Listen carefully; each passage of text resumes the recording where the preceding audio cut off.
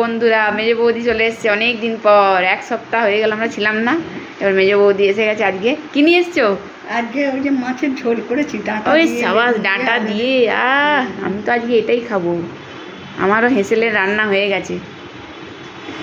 চলো আমরা হেঁসেলের রান্নাটাও দেখিয়ে দেবো আজকে। মেজো বৌদি এখানে রেখে দিল, আর আমার হেঁসেলের রান্না এই দেখো। এই দেখো ভাত করে রেখেছি, আর এদিকে আছে মাছের হোটেল কারি। মাছের হোটেল কারি, অর্ডার রাখলে তো হ্যাঁ ডাল সব অল্প অল্প করে রেখেছি, আমাদেরও হবে। আর এই যে বাঁধাকপি দিয়ে মাছের মাথা দিয়ে বাঁধাকপি, আর চাটনিটা ওখানে আছে। তো কেমন হয়েছে বলো? খুব ভালো হয়েছে।